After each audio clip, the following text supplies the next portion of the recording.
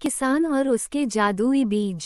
प्राचीन भारत के एक छोटे से गांव में बसंत नाम का एक ईमानदार किसान अपनी पत्नी गौरी के साथ रहता था। बसंत की जिंदगी खेती के इर्द गिर्द घूमती थी, लेकिन हर बार उसकी मेहनत पर कोई ना कोई विपत्ति भारी पड़ जाती थी, कभी सूखा तो कभी बाढ़। उसकी उम्मीदें बार बार टूटती रहीं, लेकिन उसने हार नहीं मानी। एक दिन जब बसंत नदी किनारे अपनी परेशानियों में डूबा बैठा था, तभी एक रहस्यमयी संत वहां आए। संत ने उसकी बातें सुनी और उसे कुछ चमकते हुए बीज देते हुए कहा, इन्हें अपने खेत में बो दो, लेकिन वादा करो कि इनकी फसल का एक हिस्सा जरूरतमंदों को दोगे।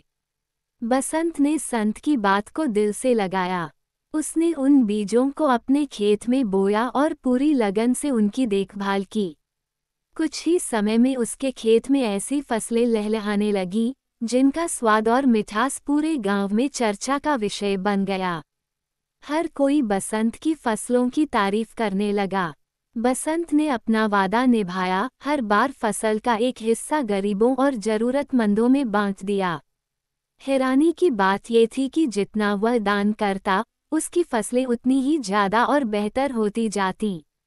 धीरे धीरे बसंत का गांव भी खुशहाल और समृद्ध हो गया।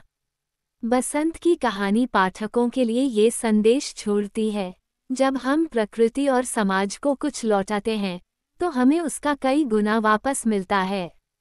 यही असली समृद्धि है, बांटने में, दान करने में और दूसरों की मदद करने में।